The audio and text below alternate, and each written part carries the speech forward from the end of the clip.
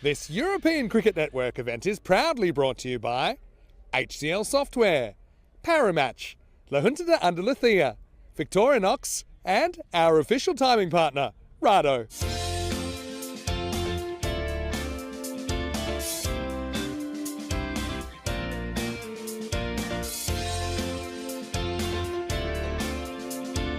Yeah, thanks, Vinny, and welcome to the final game today on what has been a fascinating day of cricket.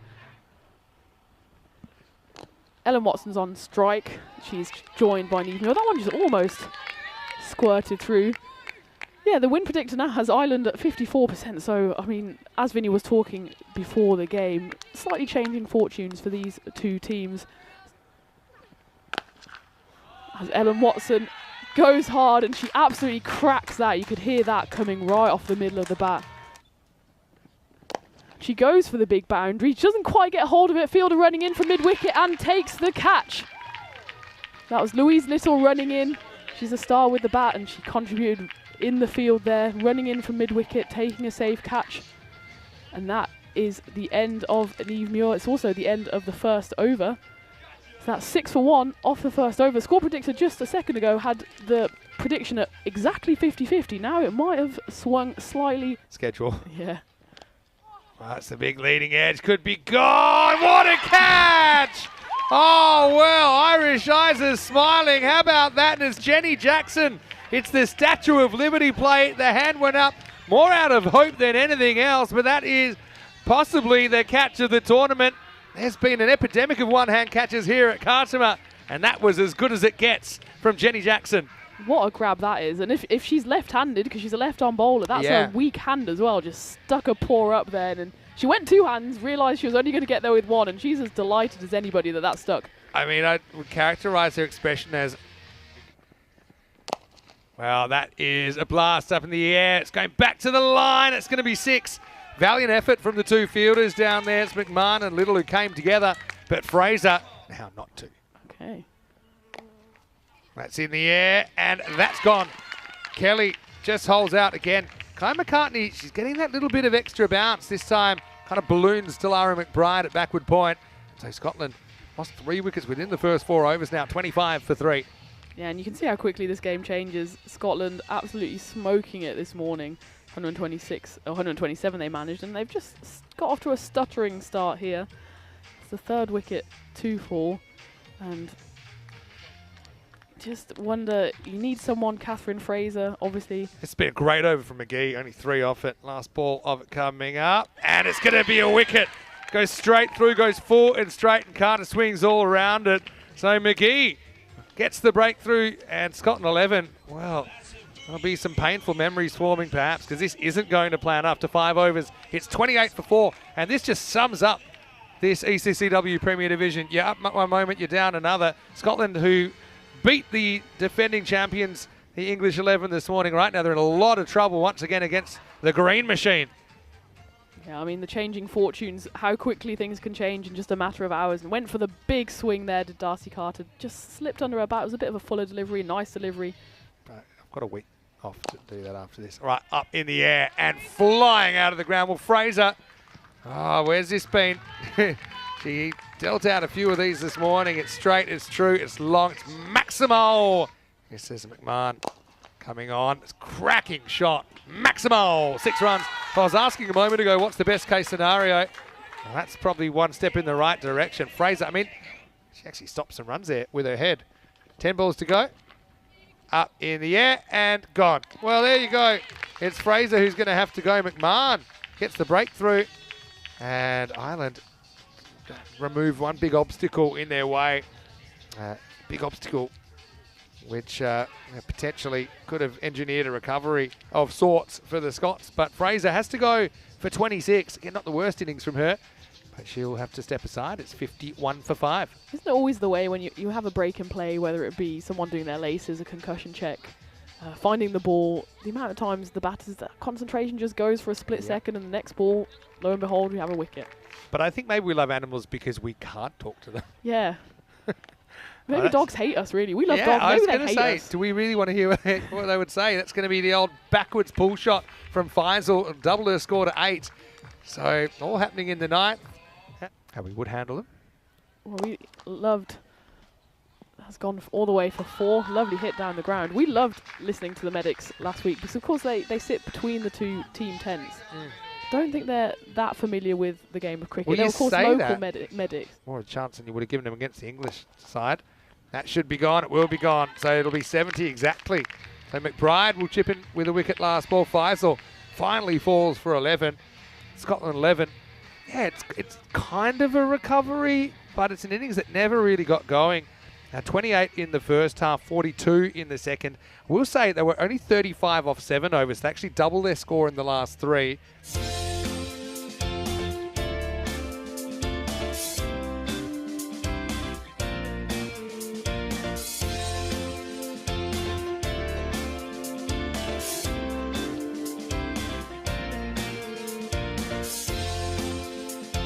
Hello and welcome back to the Carlton Oval as we get ready for a really exciting last innings of the day. It's a rematch 2 days in the making. Who's going to open the bowling?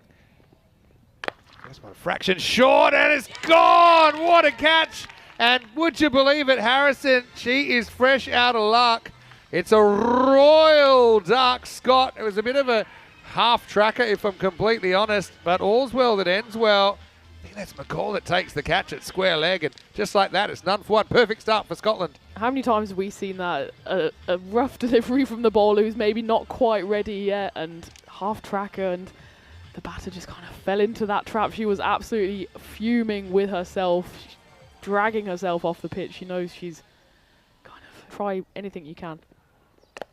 Well, might have been even attempted wrong in there. And it might bring another wicket. It's dropped, and it's going to sneak it into the boundary as well. And that's Little, who is facing her first ball. She's put down first ball, not an easy one. Now up in the air, another opportunity. And it's taken this time, so it only cost them the 4. McCall's going to have leather poisoning at the end of the day. Well, as Meatloaf once said famously, 2 out of 3 ain't bad. And Island 11 have the Staggers early in the chase. Double strike. Scott spinning a web into the first over. It's 5 for 2. Yeah, what an eventful first over. We haven't even got to the end of it now. 3 catches, 2 have taken, 1 gone down. And yeah, I think she was very, annoyed with herself that she dropped that one by the expression on her face, but she was happy to bag that one. And all these things. This is hit. And it's gone. Well, there's another wicket. Squires this time. Top 3 back in the shed. And Scotland 11 remaining more than competitive here. I'd like to see what that does to the percentages, actually, as it'll be Masira chipping in with a wicket, and that's the top 3 out. 2 overs in, it's 13 for 3. Yeah, I think Masira's not too happy with that over, but she'll take the wicket off the final ball.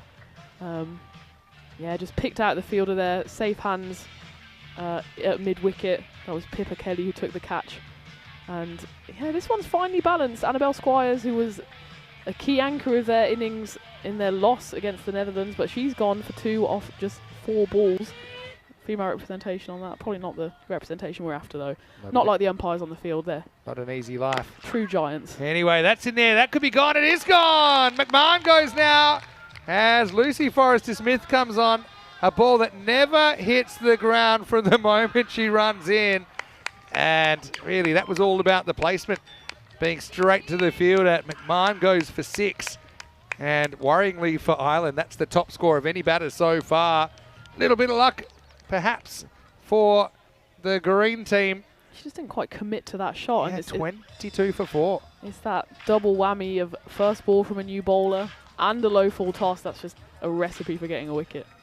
That cards have ever been shuffled, right? Well, because well, they like this. It's out. And in fact, McGee walks. Credit to her. Hits Carter, slides one across, a little outside edge. It popped out of the gloves of Ellen Watson for a second. But Scotland 11, what a difference a couple of days makes. They're on the verge of a remarkable 2 for 2 over their neighbours. And it's going to be 30 for 6 in the 6th over. Well, we're going to have to think of a phrase, add to the ECC lexicon of the sneaky 70s maybe. It's that 70. Sneaky 70, yeah. 70 target is. Sneaky 70s is a good one. 70s. I like that. It's proving sneaky and difficult for Ireland as Ellie McGee departs. Yeah. When he freaking out when he looked in the mirror. Well, that struck pretty well. Well, maybe it's a sign of what's to come because Dempsey breaks the shackles. And if we've learnt anything from last games of the day here in the Premier Division, it ain't over till it's over. Oh, well bowled. Really well bowled by McCall. And Dempsey, I don't know if she picks this completely. It looked like it was the one that went the other way. And if anything, it just had a little bit of right to left on it. And she completely bamboozled her. Easy stumping there. Game face on. Julie McNally thought she actually batted really well earlier, but she might be gone first ball as well. Fraser with the catch. McCall's on a hat trick. Oh, Christmas coming early, maybe for the Scots. Hey, maybe they're going to get the revenge over the Irish after all. And believe it or not, do not adjust your sets. It's 40 for 7. Yeah, I'm not quite sure about that shot. You're coming in, you're a fresh batter. I know you want to be positive. Julia McNally there, she's only young, but I just think, just keep it on the deck. You've seen from your teammates how difficult it is to get away McCall, and that's Exhibit A there, and Scotland are really up and about it now. Yeah, like the emergency headphones on. McCall comes on now, they're trying to get creative. Probably a chance for a run out here, and that'll be gone. What a fantastic piece of fielding, McCall. She's been a bit of an action magnet in this innings, hasn't she? She picks that up off her bowling, one hand pick up, hits the middle stump, knocks it back. And on 11, fall further into the mire, as that's Loughran who's run out for 5. Surely there's nowhere back now for Ireland there. 49 for 8. Yeah, less fairy tale of New York and more fairy tale of the Carter over there. Great delivery, unsuccessful scoop, picks up, slams the middle stump down. There's nothing more satisfying than seeing those bails flying.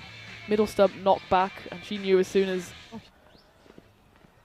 And another one to add to the collection. Yeah, look, I don't mind that from McBride. She needs to try and make something happen. She tries to turn this into a drivable length, but again, that angle, that drift from McCall.